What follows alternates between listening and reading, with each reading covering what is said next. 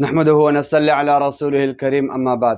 یہ سوال بہت ہی زیادہ گردش کر رہا ہے کہ لوگ یہ پوچھتے ہیں کہ یہ جو بیت المقدس ہے یہ تو یہود کے لیے بھی ایک مقدس مقام ہے اور یہ ان کی بھی ایک وراثت ہے، تو اس وجہ سے اس میں لڑنے جھگڑنے کی ضرورت نہیں ہے۔ سب سے پہلے ہمیں یہ جاننے کی ضرورت ہے کہ بیت المقدس مسجد اقصیٰ یہ کس کی وراثت ہے اور اس کے کیا حقائق ہیں۔ سب سے پہلی بات تو یہ ہے کہ آیا اس بات کی کتنی صداقت ہے کہ آیا یہ جو مسجد اقصیٰ ہے یہ وراثت کس کی ہے اور یہ کس کی مسئولیت میں ہے، کفالت میں ہے اور پہلے سے چلی ہوئی آ رہی ہے۔ تو لوگوں کو یہ خیال ہوتا ہے کہ یہودی یہ کہتے ہیں کہ یہ سلیمان علیہ السلام نے یہ تعمیر کروائی ہے، تو یہ بات غلط ہے۔ سب سے پہلے روئی زمین پر قائم ہونے والی مسجد وہ بیت اللہ ہے، مسجد حرام ہے۔ ابو ذر رضی اللہ تعالیٰ عنہ کی روایت ہے، بخاری میں موجود ہے۔ ابو ذر رضی اللہ عنہ فرماتے ہیں میں نے اللہ کے رسول سے پوچھا، اللہ کے رسول روئی زمین پر سب سے پہلے قائم ہونے والی مسجد کون سی ہے؟ اللہ کے رسول نے فرمایا مسجد حرام۔ پھر میں نے پوچھا اس کے بعد روئی زمین پر تعمیر ہونے والی مسجد کون سی ہے؟ اللہ کے رسول نے فرمایا مسجد اقصیٰ۔ پھر میں نے پوچھا کہ ان دونوں کے درمیان فاصلہ کتنا تھا؟ تو اللہ کے رسول نے فرمایا 40 سال۔ تو اس سے پتہ چلا کہ سب سے پہلے مسجد اقصیٰ کو تعمیر سیدنا آدم علیہ السلام نے کیا ہے، اور یہ جو مسجد ہے انبیاء سابقین کا مسکن و مدفن رہا ہے، اور یہاں تک کہ انبیاء سابقین کا یہ قبلہ بھی رہا ہے۔ جو بھی نبی آیا تو وہ اس مسجد اقصیٰ کے کیا ہوئے؟ کفیل اور مسئول ہوئے۔ آدم علیہ السلام کے زمانے میں وہ اس کے مسئول تھے، پھر ابراہیم علیہ السلام نے اس کی طرف ہجرت کی، وہ اس کے مسئول اور کفیل تھے۔ پھر بعد میں یوسف علیہ السلام، موسیٰ علیہ السلام، اسی طرح یحییٰ، زکریا اور عیسیٰ علیہ السلام، یہ تمام انبیاء ہیں۔ موسیٰ علیہ السلام، داؤد علیہ السلام، سلیمان علیہ السلام، جو بھی نبی آیا، جس زمانے میں جو نبی آیا وہ نبی مسجد اقصیٰ کا کفیل اور مسئول ہوا۔ یہ بات بالکل ٹھیک ہے، لیکن سب سے آخر میں اور اس کو ہم مانتے ہیں، سب سے آخر میں رسالت وہ اللہ کے رسول صلی اللہ علیہ وسلم پر ختم کی گئی ہے۔ اللہ کے رسول صلی اللہ علیہ وسلم پر رسالت ختم کی گئی ہے، تو جب اللہ کے رسول کی رسالت ختم ہوئی تو اللہ کے رسول اس کے مسئول اور کفیل ہوئے، اس لیے کہ جس زمانے میں جو نبی آیا وہ بیت المسجد اقصیٰ کا کفیل اور مسئول ہوا۔ سب سے آخر میں اللہ کے رسول آئے، موسیٰ علیہ السلام کے زمانے میں، موسیٰ علیہ السلام کے زمانے میں وہ اس کے مسئول تھے اور کفیل تھے، اور اسی طرح سلیمان علیہ السلام کے زمانے میں وہ اس کے کفیل اور مسئول تھے۔ سلیمان علیہ السلام کے بارے میں یہ بات مشہور ہے، وہ انہوں نے الگ سے کوئی مسجد نہیں بنائی، مسجد تو آدم علیہ السلام سے بنی ہوئی آ رہی تھی، انہوں نے مزید اس کی تعمیر کی جنات کے ذریعے سے۔ بس اتنی بات ہے کہ انہوں نے مسجد اقصیٰ کی دوبارہ تعمیر کروائی تھی جنات کے ذریعے سے، اور اس میں کتنی مرتبہ اس کی تعمیرات ہوئی ہے، کتنی مرتبہ مسجد اقصیٰ کو شہید کیا گیا۔ بخت نصر کے زمانے میں شہید کیا گیا، سورہ بنی اسرائیل میں اس کے طرف وہ موجود ہے صراحت کے ساتھ، کتنی مرتبہ یہ مسجد اقصیٰ شہید کیا گیا، دوبارہ اس کی تعمیر کی گئی ہے۔ تو یہ بات الگ ہے، انہوں نے تعمیر کی ہے، انہوں نے شروع سے نہیں بنایا ہے، اصل وہ ہے ان کی، وہ آدم علیہ السلام نے کی ہے۔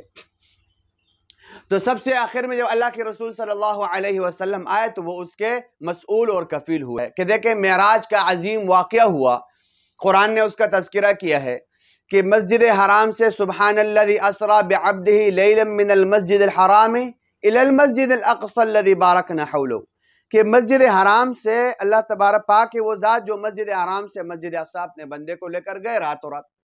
اب یہاں پر آپ دیکھیں معراج کا عظیم واقعہ ہوا اور اللہ تبارک و تعالیٰ اپنے بندے یعنی محمد مصطفیٰ صلی اللہ علیہ وسلم کو آسمانوں پر لے گئے۔ سوال یہ ہے کیا اللہ تبارک و تعالیٰ نعوذ باللہ اس پر قدرت نہیں رکھتے تھے کہ اپنے بندے محمد صلی اللہ علیہ وسلم کو مسجد حرام سے آسمانوں پر لے کر جاتے؟ قدرت رکھتے تھے کہ نہیں رکھتے تھے؟ بالکل رکھتے تھے، وہ اس پر قادر ہیں اور وہ قدرت رکھتے ہیں، لیکن اس کے باوجود مسجد حرام سے سفر کی ابتدا کی گئی اور مسجد اقصیٰ لے کر گئے۔ مسجد اقصی تقریباً 2 مہینے کا جو ہے مسافت ہے بیچ میں، اس کے باوجود جو ہے مسجد اقصی اللہ کے رسول صلی اللہ علیہ وسلم کو وہاں پر لے کر گئے۔ مثال کے طور پر وہاں پر انبیاء کی امامت کرائی ہے اللہ کے رسول نے، کیا یہ امامت مسجد حرام میں نہیں ہو سکتی تھی؟ ہو سکتی تھی، لیکن اس کے باوجود جو ہے مسجد اقصی کیوں لے کر گئے؟ سوال ہے یہ بات بتلانے کے لیے، اس مسجد کی جو ہے اہمیت اور فضیلت بتلانے کے لیے قرآن نے صراحت کے ساتھ جو ہے مسجد اقصی کا جو ہے ذکر قرآن میں صراحت کے ساتھ جو آیا ہے، اس مسجد کی اہمیت جو ہے اس امت کو بتلانے کے لیے۔ یہی وجہ ہے اللہ کے رسول معراج پر جاتے ہیں مسجد اقصی سے، اور وہاں پر مسجد اقصی میں انبیاء کی امامت کرواتے ہیں، وہاں پر آپ کو لقب ملتا ہے، اور پھر اس کے بعد جب واپس آتے ہیں، آپ بتلائیں کیا اللہ تبارک و تعالیٰ یہ قدرت نہیں رکھتے تھے کہ اپنے بندے کو مسجد اقصی کے بجائے مسجد حرام میں اتار دیتے؟ کیا یہ براق وہاں پر نہیں آ سکتا تھا جو مسجد اقصی میں آ سکتا تھا؟ اللہ تبارک و تعالیٰ قادر ہے، لیکن لے جائے گئے اللہ کے رسول تو وہ بھی مسجد اقصی سے، واپس لائے گئے تو وہ بھی مسجد اقصی سے، وہاں سے پھر دوبارہ جو ہے مسجد حرام کی طرف آپ کا سفر ہوا۔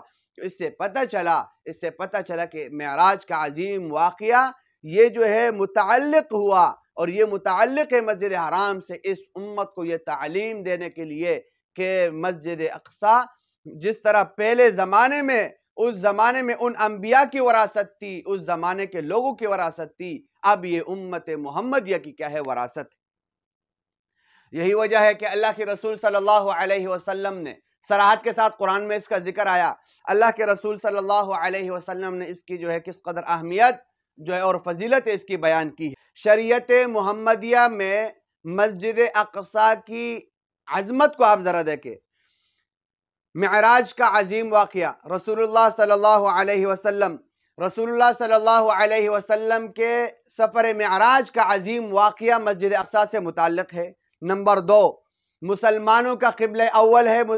نمبر 2، نمبر 3، قرآن نے اس کو بارکنا حولہ کا تمغہ امتیاز دیا، جس کے متعلق قرآن کہتا ہے کہ اس کا جو ارد گرد علاقہ ہے شام وغیرہ یہ بابرکت ہے، تو مسجد اقصی خود جو ہے کس قدر بابرکت ہوگا۔ تو یہ تمغہ امتیاز مسجد اقصی کو قرآن نے دیا ہے۔ تیسری فضیلت جو ہے شریعت محمدیہ میں مزید جو ہے آپ دیکھیں، رب کائنات نے مسجد اقصی جس جگہ میں واقع ہے اس جگہ کی بھی قسم کھائی ہے، والتین والزیتون کی۔ والزیتون سے مراد زیتون کے درخت، اور زیتون کے درخت کثرت کے ساتھ جو ہے وہ فلسطین میں پائے جاتے ہیں۔ اس سے مقصد یہ ہے کہ اللہ تبارک و تعالیٰ ان جگہوں کی قسم کھا رہے ہیں جن جگہوں میں یہ درخت کثرت کے ساتھ ہوا کرتے ہیں، اور زیتون کثرت کے ساتھ جو ہے وہ فلسطین میں ہوتے ہیں۔ تو اللہ تبارک و تعالیٰ نے اس جگہ کی قسم کھائی، قرآن نے اس کا ذکر کیا ہے، والتین والزیتون، جس کی فتح کی رسول اللہ صلی اللہ علیہ وسلم نے بشارت دی، اور جس کی متعلق اللہ کے رسول صلی اللہ علیہ وسلم نے بتلایا عام مسجدوں سے اس میں نماز پڑھنا جو ہے وہ بہت زیادہ افضل ہے۔ روایت میں اس پر مختلف روایات ہیں۔ مزید اللہ کے رسول صلی اللہ علیہ وسلم فرماتے ہیں بنیت سفر کی مسجد کی طرف جو ہے سفر کرنا وہ جائز نہیں ہے سوائے 3 مساجد کے، اور ان 3 مساجد میں مسجد اقصی بھی ہے۔ یہ فضیلتیں تو اللہ کے رسول نے بتلائی، شریعت محمدیہ نے اس کی بتلائی اس مسجد کی اہمیت بتلانے کے لیے۔ اور پھر آپ مزید دیکھیں کہ اللہ کے رسول صلی اللہ علیہ وسلم نے مسجد اقصی کی فتح کی بشارت دی، پھر حضرت عمر فاروق رضی اللہ تعالی عنہ کے دور میں 15 ہجری میں حضرت عمر فاروق رضی اللہ تعالی عنہ نے لشکریں بھیجی اس علاقے کو، شام فلسطین کو فتح کرنے کے لیے، اور وہ علاقہ جب فتح ہوا، وہ چابیاں جب حوالے کرنے لگے وہ لوگ، تو حضرت عمر فاروق خلیفہ دوم سیدنا عمر فاروق رضی اللہ تعالی عنہ خود بنفس نفیس مدینے سے جو ہے فلسطین آتے ہیں اور چابیاں لینے کے لیے۔ اس مسجد اقصی کی فضیلت بتلانے کے لیے امت محمدیہ کو کہ اس کی اس قدر فضیلت ہے، بڑی بڑی سلطنتیں